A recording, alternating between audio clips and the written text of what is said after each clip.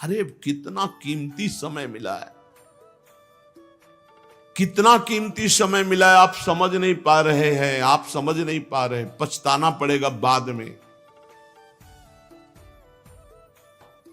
थोड़ा समय विश्राम किया जाता है, इसको अभ्यास में डाल लो।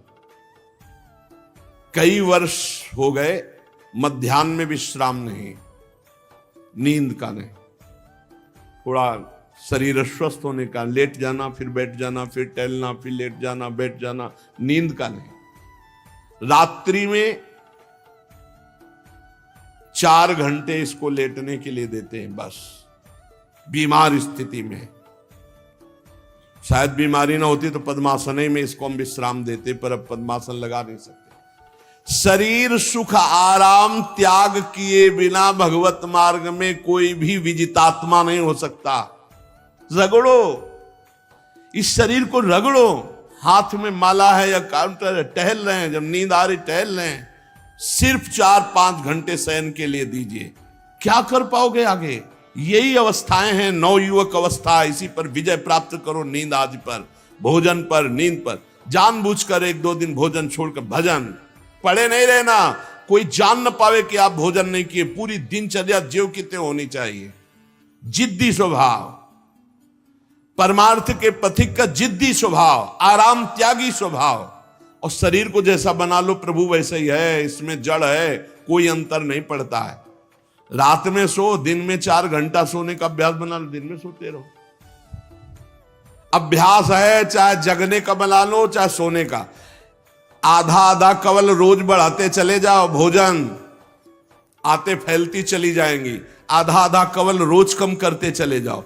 24 घंटे में 400 ग्राम अन्न से स्वस्थ शरीर का पोषण हो जाएगा और वो क्रियाशील रहेगा।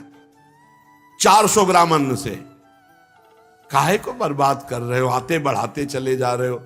इसको कम करो, कम करो। भोजन 400 ग्राम अन्न से काम चल जाएगा। जिसे भगवत प्राप्ति के बिना आप जिया नहीं जा रहा, तब भगवत प्राप्ति होती। ये शरीर सुख आराम के त्यागने की, हमें बहुत समय बर्बाद मत करो, समय बर्बाद मत। भोजन कर रहे हो, नाम जब चल रहा है, अंदर पद चल रहा है, कोई भी भोग तुम्हें नहीं फंसा सकता यदि भगवान नाम चल रहा है। समझी नहीं गए? भगवान नाम नहीं जप करना, बस मन मानी आचरण करना है। बड़ी भारी आवश्यकता है शरीर सुख आराम के मिटाने की साधक को। जीवन भर इसी में लगे रहे, जीवन भर। जब से इस मार्ग में चले तो इसी पर है। नींद और भूख, 2 पर भारी प्रहार रहा है, नींद और भूख। वो भगवान की कृपा से ऐसा, अब तो बहुत भारी रोग से ग्रसित है।